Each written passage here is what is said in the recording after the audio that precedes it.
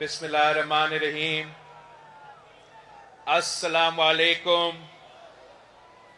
जिए भुट्टो। साथियों, आज हम कायदे अवाम शहीद जुल्फिकार अली भुट्टो के एक बार फिर गरी खुदा बख्श में 45 साल बाद बरसी मना रहे हैं।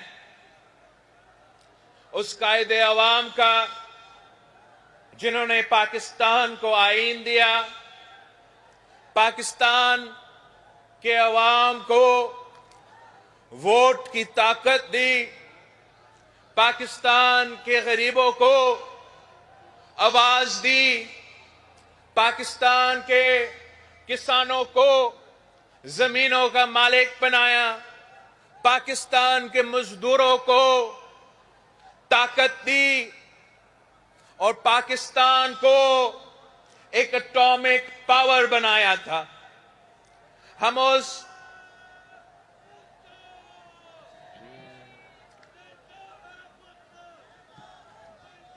हम कायदे अवाम शहीद जुल्फिकार अली भुट्टो को खराजे अकीदत पेश करते हैं। दुनिया ये बात मानती है कि जो शहीद होते हैं वो जिंदा होते हैं, और आज भी कायदे अवाम शहीद जुल्फिकार अली भुट्टो जिंदा है। शहादत के 45 साल बाद भी वो अपने कब्र में आराम करते हुए हुकूमतें बनाते हैं और हुकूमतें गिराते हैं। आज भी कायदे अवाम शहीद जुल्फिकार अली भुट्टो का पाकिस्तान पीपल्स पार्टी हाल ही में हमने इलेक्शंस में हिस्सा लिया और कायदे अवाम शहीद जुल्फिकार अली भुट्टो के जियालों के खून पसीनों की मेहनत के नतीजे में आज हम 2 सूबाई हुकूमतें संभाल रहे हैं। 2 जियाला वजीर आले मुंतखब हुए हैं, चेयरमैन सेनेट मुंतखब हुआ है, और इस बार हमने एक बार फिर तारीख रकम करते हुए सदर पाकिस्तान को मुंतखब किया, दूसरी बार मुंतखब किया है। पाकिस्तान के अवाम पाकिस्तान पीपल्स पार्टी से और खास तौर पे हमारा सदर जरदारी से बड़ा उम्मीद रख के बैठे हैं कि पिछली बार जब सदर जरदारी इस मुल्क का सदर मुंतखब हुआ तो हमने 18वीं तरमीम की सूरत में कायदे अवाम की 1973 की कॉन्स्टिट्यूशन को बहाल किया। एनएफसी अवार्ड के थ्रू सूबों को उनका हक पहुंचाया। हमने जो कायदे अवाम शहीद जुल्फिकार अली भुट्टो का रोटी कपड़ा और मकान का नारा था, उसको बेनजीर इनकम सपोर्ट प्रोग्राम के थ्रू इस मुल्क के गरीब तरीन औरतों के लिए उस नारा पर अमल दरामद करवाया।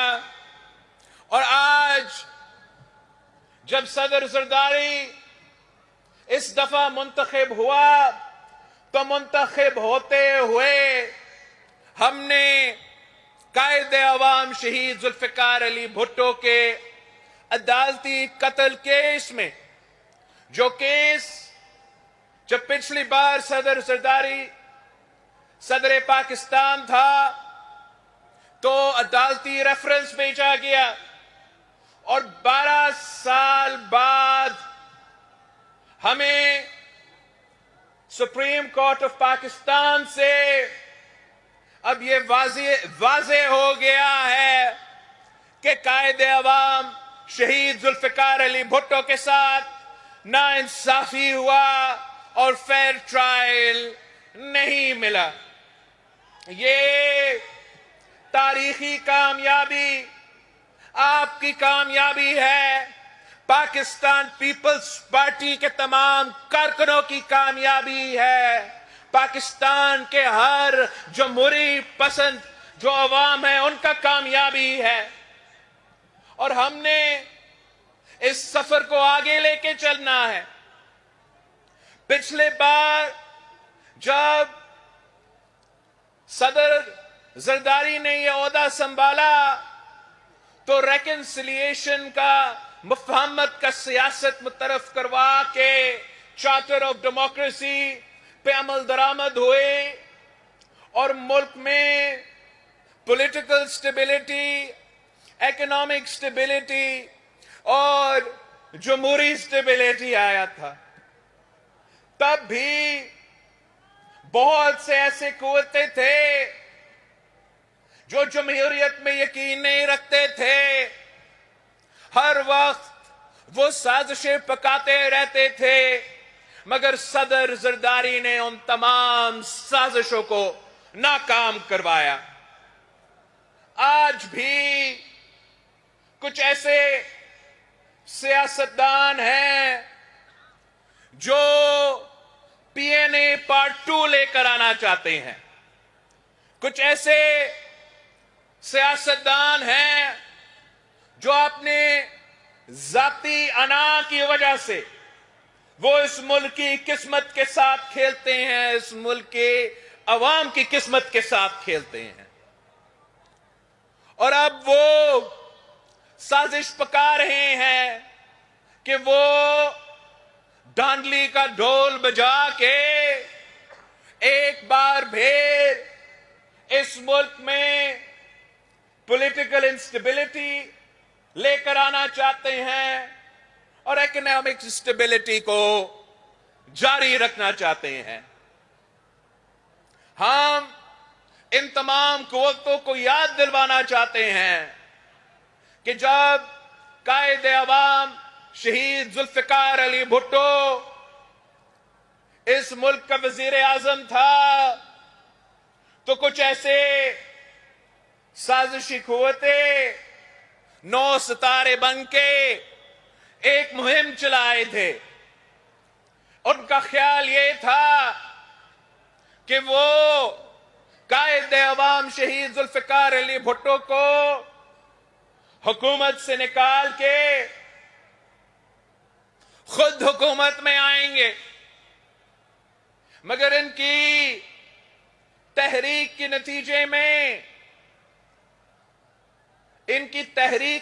नतीजे में पाकिस्तान ने 10 साल आमरियत भुगतना पड़ा। और आज भी यही खतरा है कि अगर हम सियासतदान ऐसे माहौल ना बनाएं और हम नेशनल रेकन्सिलिएशन पे ध्यान नहीं देंगे, एक दूसरे के खिलाफ गालिम गलोच की सियासत खेलते रहेंगे, तो इससे ना पाकिस्तान की तरक्की होगी, ना पाकिस्तान की मुआशी तरक्की होगी, इससे जमहूरियत का नुकसान होगा। और अगर जमहूरियत का नुकसान हुआ तो सबसे पहले नुकसान अवाम का होता है। मैं इस मुल्क के तमाम सियासी कुव्वतों से अपील करता हूं कि वो होश के नाखून ले और वो सियासत सियासत के दायरे में रह के सियासत किया करे, ताकि इस निजाम का, जिसके लिए पाकिस्तान पीपल्स पार्टी के कारकुन ने शहादत कबूल की, जिसके लिए पाकिस्तान पीपल्स पार्टी के क़यादत ने शहादत कबूल की, इस निजाम को कोई खतरा ना आ जाए। पाकिस्तान पीपल्स पार्टी ये तजवीज दे रही है कि तमाम सियासतदानों को और सियासी जमातों को एक चार्टर ऑफ नेशनल रेकन्सिलिएशन पे काम करना चाहिए। हमें लड़ाई झगड़े के बजाय, गालम गलोच की सियासत के बजाय, धरना खेलने के बजाय मेज पे बैठना चाहिए, सियासी बातचीत करना चाहिए। और जो हम बातचीत के जरिए हमारा निजाम में, हमारा जमहूरियत में, हमारा इदारे में तो तरमीम करके बेहतरी लेकर आ सके, तो उस पे हम जोर दे, ना कि हम पाकिस्तान के अवाम को तकलीफ पहुंचाए। कायदे अवाम शहीद जुल्फिकार अली भुट्टो ने इस जमात को हमें अपने बुनियादी उसूलों दिए थे कि इस्लाम हमारा दीन है, मुसवात हमारा मईशत है, जमहूरियत हमारा सियासत है और ताकत का सरचश्मा अवाम है। पाकिस्तान पीपल्स पार्टी आज भी इन्हीं बुनियादी फलसफों पे हम ना सिर्फ मानते हैं, बल्कि जब हम इलेक्शन मुहिम में चले गए तो जो 10 नुकाती एजेंडा हमने दिया था, वो इसी जो हमारा बुनियादी उसूल हैं उन पे मबनी थे। और जबकि हमें वफाकी हुकूमत में वो मौका नहीं मिलेगा, तो हम इंशाअल्लाह ताला अपने सूबाई हुकूमत के थ्रू जितना भी अमल दरामद अपना 10 नुकाती एजेंडा पे हो सकेंगे, बुख्ती साहब बलोचिस्तान में और मुराद अली शाह साहब यहाँ सिंध में इंशाअल्लाह ताला कोशिश करेंगे कि हम अपने सूबों के अवाम को अपने सूबाई बजट से जितने भी रिलीफ दिलवा सकते हैं वो दिलवाया जाए।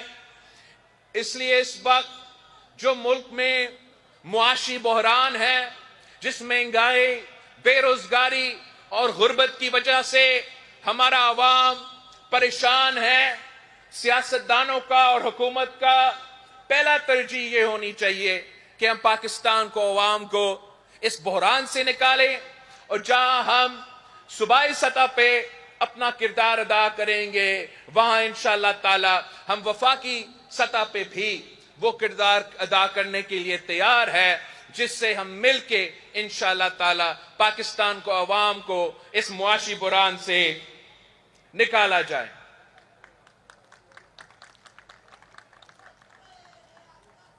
पिछली बार जब जरदारी साहब सदर पाकिस्तान था, तो हमने तकरीबन जो चार्टर ऑफ डेमोक्रेसी है उसका 90% पर अमल दरामद किया था, जिसके नतीजे में जमहूरियत बहाल हुआ, जिसके नतीजे में सूबों को उनका हक, उनका शनाख्त मिले, जिसके नतीजे में पाकिस्तान के अवाम को तारीखी फायदा हुआ। अब उस चार्टर ऑफ डेमोक्रेसी का जो 10% रहता है, वो हमारा जुडिशल रिफॉर्म्स का सेक्शन था। और इंशाअल्लाह ताला पाकिस्तान पीपल्स पार्टी तमाम सियासी जमातों के साथ, लीगल फ्रेटर्निटी के साथ, सिविल सोसाइटी के साथ मिलकर काम करेंगे, ताकि हम चार्टर ऑफ डेमोक्रेसी का जो जिदोजहद है उसको मुकम्मल करें, जुडिशल रिफॉर्म्स पे अमल दरामद करे, ताकि पाकिस्तान के अवाम इस अदालत से कोई इंसाफ मिल सके। इस वक्त पाकिस्तान के अवाम का जो भरोसा है अपने इदारों पे, वो तारीखी तौर पे इस हद तक इस नीचा नहीं आया था और हमें अब बहाल करना पड़ेगा, अपने आप में बेहतरी ले आना पड़ेगा। और पाकिस्तान पीपल्स पार्टी का ये दरीना मुतालबा है कि जो चार्टर ऑफ डेमोक्रेसी का जुडिशल रिफॉर्म्स का जो अमल है उसको हमें इंशाअल्लाह ताला मुकम्मल करना पड़ेगा। अब जबकि कायदे अवाम शहीद जुल्फिकार अली भुट्टो का अदालती रेफरेंस का फैसला भी आया है और वो फैसला कहता है कि कायदे अवाम शहीद जुल्फिकार अली भुट्टो के साथ नाइंसाफी हुआ है। अगर कायदे अवाम शहीद जुल्फिकार अली भुट्टो के साथ नाइंसाफी हुआ है तो कैसे हुआ है? कायदे अवाम शहीद जुल्फिकार अली भुट्टो के साथ जो नाइंसाफी हुआ उसमें अफसोस के साथ वक्त के आमिर के साथ साथ अदलिया भी शामिल था। हमें ऐसे रिफॉर्म्स लेकर आने पड़ेंगे जिससे इंशाअल्लाह ताला आगे जाके हमारा अदलिया या कोई भी इदारा इस किस्म का हादसा ना करे और पाकिस्तान के अवाम को ये यकीन दहानी हो कि अगर वो अदालत के दरवाजा पर खटखटाए तो उनको इंसाफ मिलेगा। ऐसे ना हो कि 45 साल बाद पता चले कि गलती हुई। पाकिस्तान पीपल्स पार्टी का हर कारकुन का ये मुतालबा है कि हम चार्टर ऑफ डेमोक्रेसी पे अमल दरामद करें, कि हम पाकिस्तान में चार्टर ऑफ नेशनल रेकन्सिलिएशन के थ्रू पॉलिटिकल स्टेबिलिटी कायम करें और हम पाकिस्तान के अवाम को मुआशी इंसाफ दिलवाए, रिलीफ दिलवाए, ताकि इस गुर्बत, बेरोजगारी और महंगाई से उनको कोई तहफ़्फ़ुज़ मिले। इंशाअल्लाह ताला पाकिस्तान पीपल्स पार्टी इस जद्दोजहद में सफ़े अव्वल का किरदार अदा करेगी। मैं आप सबका शुक्रगुजार हूं कि आपने पाकिस्तान पीपल्स पार्टी को पिछले इलेक्शंस में इतना तारीखी कामयाबी हासिल हुई है। इंशाअल्लाह ताला हम मेहनत करते रहेंगे और हर इलेक्शन में आने वाले इलेक्शन में बेहतर रिजल्ट्स और बेहतर नतीजे भी आपको देंगे। आप सबका बहुत बहुत शुक्रिया।